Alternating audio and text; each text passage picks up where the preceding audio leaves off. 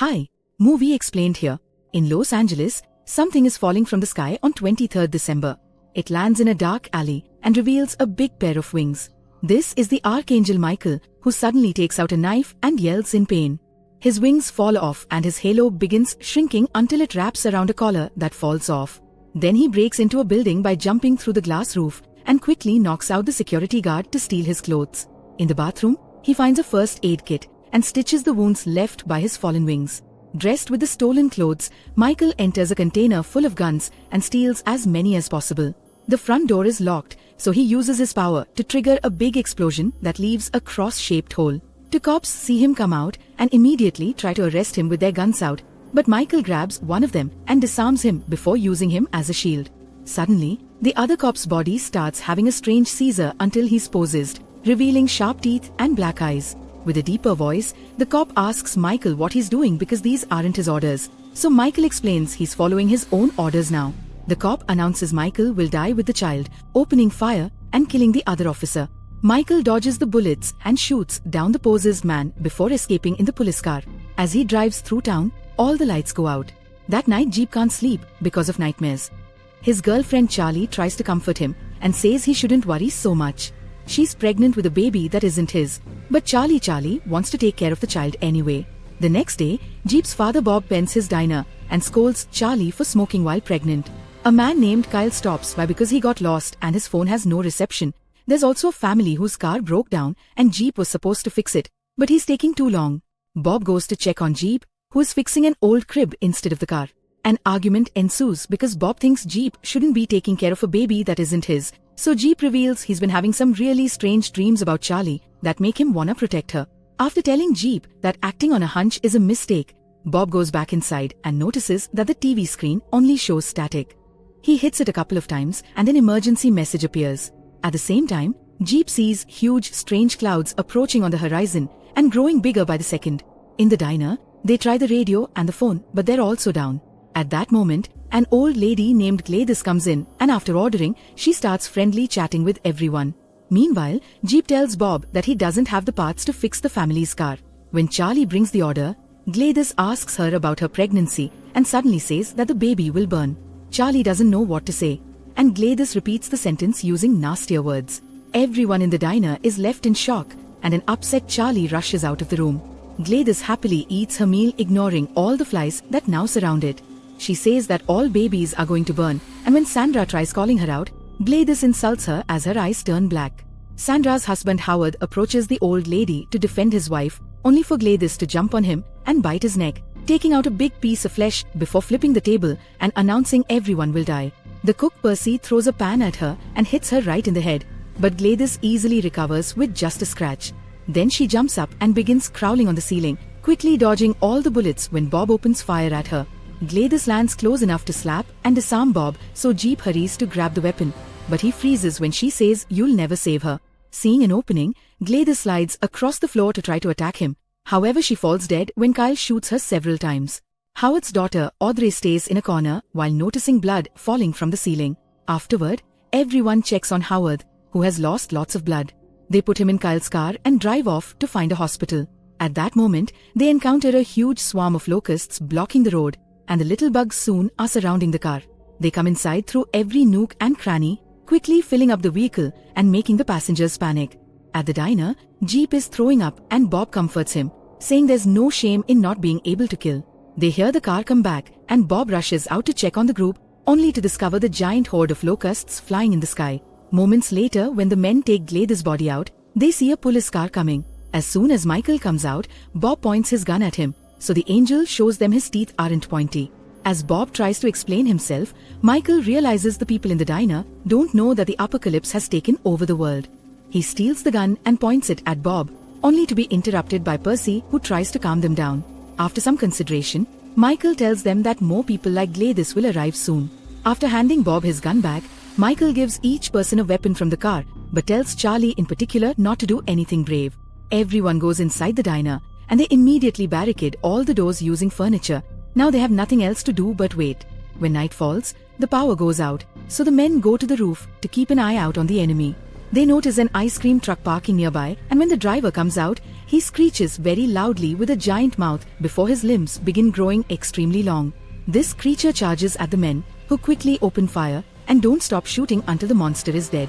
Unfortunately, there are more cars coming with people that are also transforming, so Michael tells everyone to open fire. This makes a few cars go off the road and some even crash, causing a big explosion. Michael uses a rocket launcher to cause a second explosion that makes a big truck crash and block the road, which in turn makes even more cars crash. The drivers come out of the remaining cars and immediately begin walking toward the diner. The group is shocked to see children among them, so Michael has to remind them to keep shooting because these people aren't human anymore. Dozens of bodies fall one after the other, but one attacker manages to break in through the window and hide in the shadows. Jeep doesn't know where to shoot, so the mysterious person manages to capture Howard to drag him away. The women rush in to help, but unfortunately another enemy gets excited to see Charlie and takes her too. Michael hurries to cut the guy's man off to save Charlie, but Howard disappears into the horde of enemies. Then Michael begins shooting at the windows to make the intruders back off. Sandra is freaking out and desperate to find her husband, so Michael has to inform her that Howard is gone. He also scolds Charlie for what she did and reminds her to stay away from danger. Afterward, Bob demands an explanation. Michael reveals that God has grown to hate humans and wants them all dead, like the cleansing he did with the flood many years ago.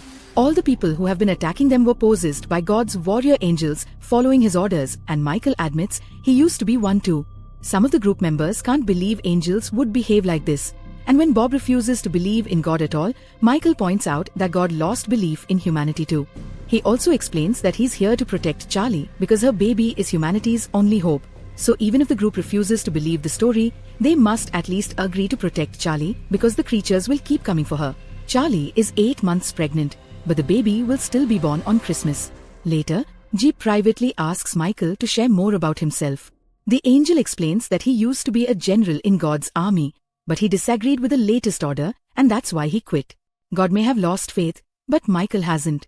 The world may be full of hatred and darkness, but Michael can still see hope in the people who refuse to give up and continue to fight for what they believe in, like Jeep himself.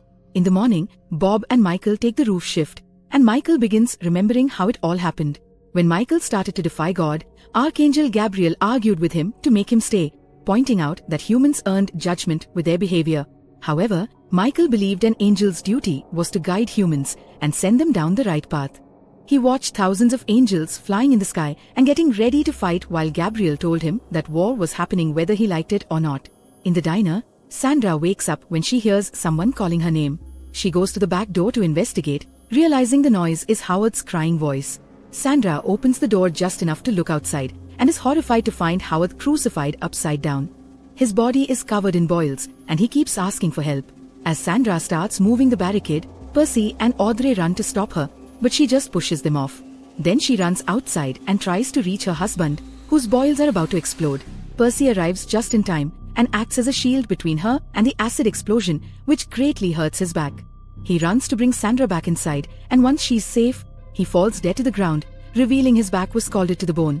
Bob cries for his old friend and blames himself for falling asleep during his guard shift. Sandra is tied to a chair, and Audrey tries to feed her until Sandra starts blaming her for everything, since they were moving to another city because of her. Moments later, they manage to find a broadcast on the radio. It turns out survivors are forming militias in various parts of the country and fighting the possessed, so the group wants to join them. However, Michael forbids it since it would expose Charlie to an easy attack. In private, Charlie admits to Jeep that she wanted to terminate the pregnancy, but she waited too long, and when she went to the clinic, the doctor couldn't do the procedure anymore. Charlie felt stuck with the baby and hated the child for it. That night, the power comes back in the diner. At that moment, a car arrives, so Kyle and Audrey get ready to shoot. However, they lower their guns when they notice the man and his son look normal. Unfortunately, this turns out to be a trap the possessed turned on the lights to make the survivors come out of hiding, and now they surround them to kill them. Kyle immediately slides down the roof and approaches the attackers with open fire, hoping to rescue at least the child. In the diner, Bob wants to go out and help, but Michael points his gun at him and tells him that opening the door will get them all killed. After shooting a bunch of men, Kyle reaches the kid and picks him up, only to discover the boy has already been possessed. The child bites Kyle's neck, killing him. Audrey cries out and jumps off the roof to join the fight, shooting at every possessed person in her way. Eventually, She runs out of bullets and runs to hide inside the car, which the enemy quickly surrounds. Charlie is furious because Michael won't do anything, so she threatens to go out herself. Michael has no choice but to grab some weapons and join the fight too. He brings down enemies with a combination of shots and hand-to-hand combat, not even getting a scratch in the process. When he reaches the gas pumps, he shoots one to create a flamethrower and light the car on fire. Once all the possessed people back off, Michael easily walks through the flames and breaks the door to rescue Audrey. They rush back into the diner and get inside right before the explosion could reach them. Charlie runs to the kitchen to get some water and discovers the creepy kid has sneaked in. He tries attacking her with a knife and manages to wound her before Charlie grabs a tray to use as a shield. The knife keeps bouncing on the metal and accidentally cut off the child's thumbs. When Charlie kicks him off, the kid disappears and the power goes out again. Using flashlights, the group follows a trail of blood and finds handprints on the ceiling. Suddenly, the boy jumps on Bob from behind and tries to kill him. As they struggle, Michael grabs the kid and throws him off, giving Jeep the chance to shoot him dead. At that moment, Charlie goes into labor. Michael and Audrey support her and guide her through it while hearing really loud horns echoing in the sky. On the roof, Jeep and Bob watch some lightning illuminate the area and are horrified to discover thousands of possessed people appearing out of nowhere. After lots of effort, a healthy baby boy is born, yet Charlie refuses to hold him. She wants Michael to take the child and raise him himself, but Michael explains this is her journey to finish. Audrey shows the baby to Sandra, who remembers what being a mother is about and apologizes to her daughter for her attitude earlier while she secretly struggles with the ropes. When the baby starts crying, the sound reaches the possessed people outside, and they feel their head aching. Suddenly, the horn blasts again, and Michael tells everyone to get ready because Gabriel is coming to end things. The group realizes that Michael's original mission had been to kill the baby, and Michael confirms it. However, he also reveals that the baby was never supposed to be born, so obviously the future and God's will can be changed. Feeling betrayed, Charlie moves to grab her son, only for Sandra to free her hands and take him first. She wants to give the child to the enemy to get them to leave. As the horns get louder, a light blasts the door open and Michael opens fire to kill Sandra, causing her to drop the boy. Luckily, Jeep catches him just in time. Then Gabriel comes in, opening his wings to intimidate before attacking Jeep with his make. Jeep quickly dodges the attack while Bob opens fire. However, Gabriel uses his wings as a shield and whirls until he's close enough to slice Bob's belly. As Gabriel throws Bob into the kitchen, Jeep tries to help him, but Michael blocks his way and tells him to escape with the child. He wants him to find the prophet and read the instructions. However, Jeep doesn't understand what he means. Audrey, Charlie, Jeep, and the baby leave through the back door and find all the possessed people with their heads down in respect. They don't move at all, they just let the group reach the car and take off. In the diner, Michael tells Gabriel that he doesn't care what happens to him now that the child is safe. He asks for a truce, but Gabriel turns it down and triggers another fight. Michael quickly opens fire while Gabriel is constantly moving, trying to attack Michael with his make and his wings.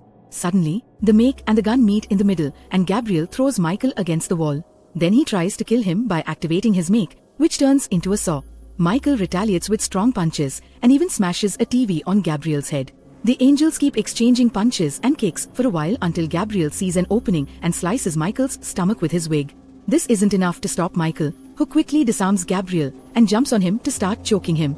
Gabriel flies up, and after smashing Michael against the ceiling, he retrieves his make and finally kills his brother. As Gabriel cries, Michael's body dissolves into light and disappears. At the same time, markings appear on Jeep's arm, and he realizes these are Michael's instructions. Afterward, Gabriel hears a noise and discovers Bob is still alive in the kitchen. Bob uses a lighter near the oven and causes a huge explosion that hits Gabriel and every person outside the diner. Moments later, Gabriel suddenly appears on top of the car and starts destroying the roof. Jeep shoots at him and causes him to slip, but Gabriel holds onto the trunk and Jeep's bullets can't make him let go. Audrey shoots a flare at him, but Gabriel knocks it off and makes it bounce around the car. Then the angel climbs inside the car, knocking Audrey down before reaching for the baby. Jeep grabs his arm and starts fighting him while speeding up. Audrey grabs Gabriel as she tells Jeep to hit the brakes, so he does exactly that. The sudden stop sends Audrey and Gabriel flying through the front window and the car rolls down the hill, crashing into a ditch.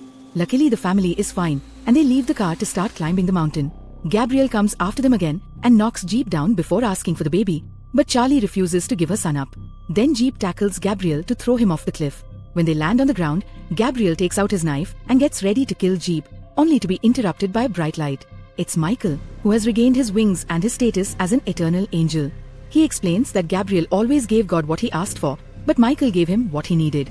Gabriel tries killing his brother again, however Michael is at full power now and easily strikes him down. Then he refuses to kill Gabriel, saying lack of mercy is what caused Gabriel to fail. An offended Gabriel flies away and Michael follows him after telling Jeep he's the true protector. Afterward, Jeep, Charlie, and the baby find a survivor settlement and get ready to raise humanity's last hope.